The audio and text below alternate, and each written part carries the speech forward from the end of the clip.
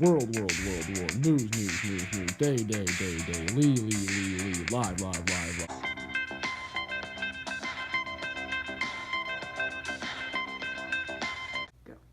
Welcome, ladies and gentlemen, to this special edition of World News Daily. I'm your host, Axel Rose. Gathered here today are two very important men. On the left, King Alaric, and on the right, General Honorius. On this showing of World News Daily, we're going to have a Q&A pertaining to the sacking of Rome that was carried out by none other than King Alaric and his ruthless band of Germanic soldiers. Alaric, let's begin with you. Tell me, why did you invade Rome? Well, Mr. Rose.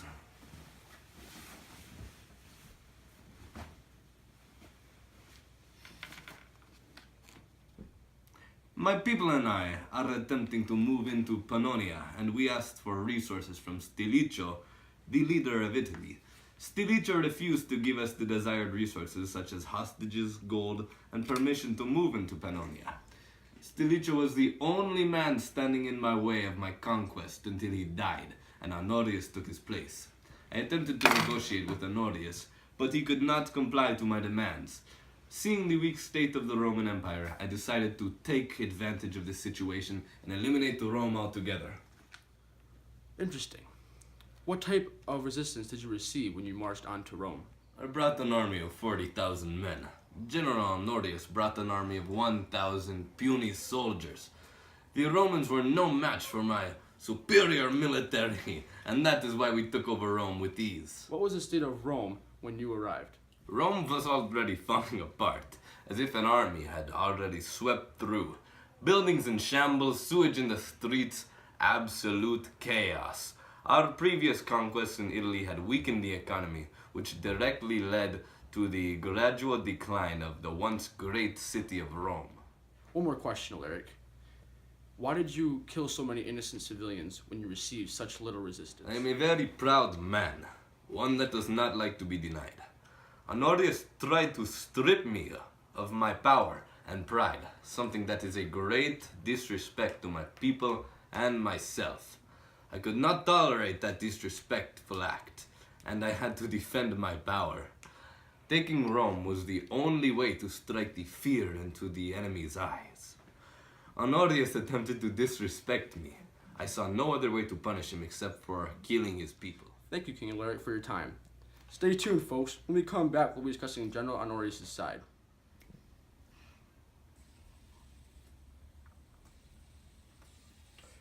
Do you find yourself alone at parties?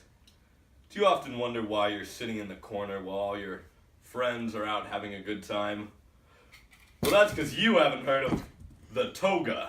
Manufactured by the Silk Road Trading Company, there's nothing like a silk toga that you, sir, even you, could transform you into the coolest cat around town.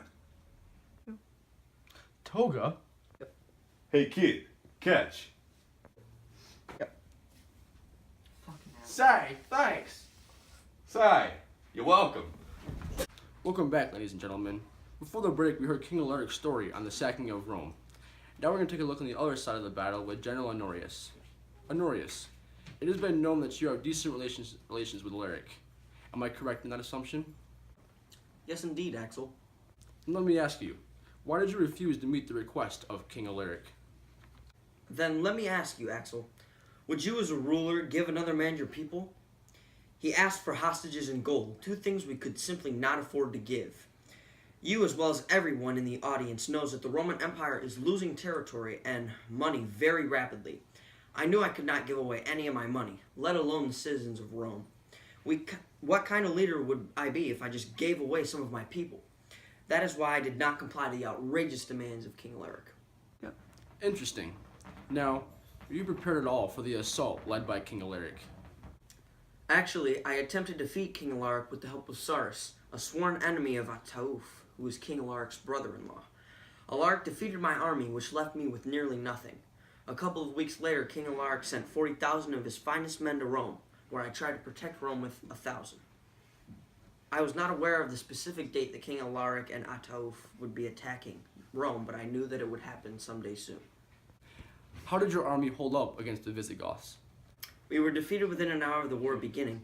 but the real bloodshed came after the defeat of my army. After the Visigoths swept cleanly through my army, they continued to burn buildings, kill our men, and rape our women. That was the most devastating part of the battle against the Visigoths.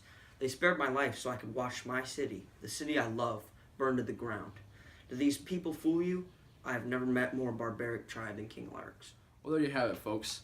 My sincerest apologies go out to you and your people, Honorius. Now that you've heard both sides, who do you think was the victim? You can vote now by sending a carrier pigeon with your vote on the side to 1709 World News Daily Headquarters. Now here to speak with us is Slash, our current events correspondent.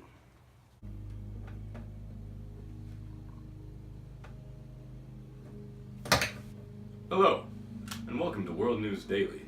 I'm your current events correspondent, Slash.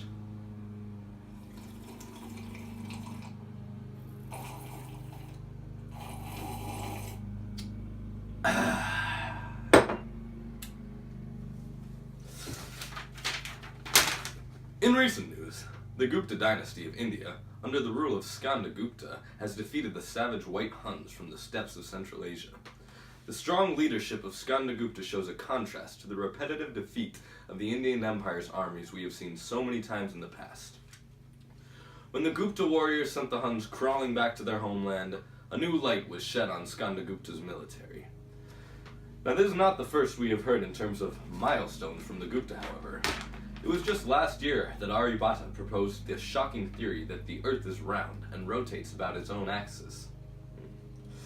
In addition to this endeavor, Aryabhata also discovered that the light we see from the moon and planets is actually sunlight being reflected off their surfaces.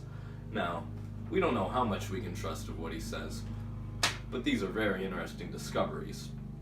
Gupta scientists are also making many medical advances, such as the discovery of a smallpox vaccine, antibiotics, and complex surgeries being performed.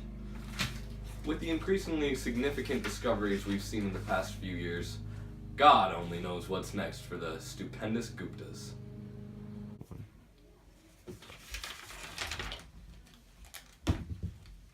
And now we'll hear from our foreign correspondent.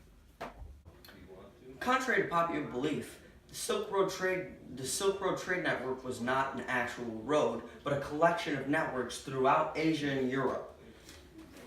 We see some through China into the Mediterranean, through India into the Mediterranean, Southeast Asia into the Mediterranean, even some connecting through Africa.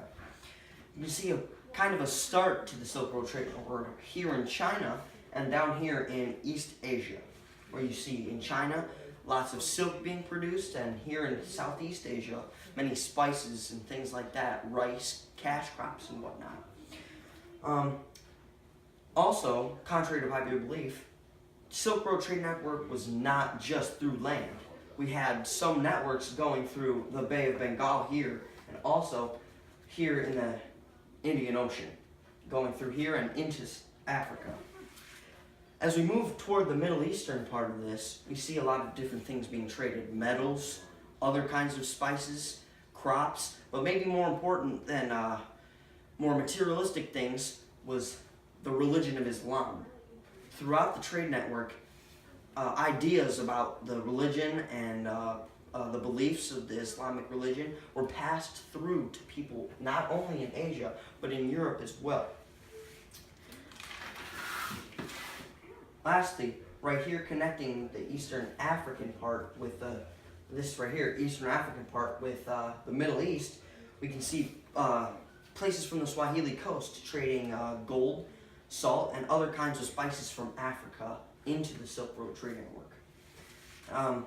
All in all these trade routes ended up here in Europe, where they were all sold for much more than it costed to make them back here in Asia and in Africa. And that was basically the general idea of the Silk Road Trade Network.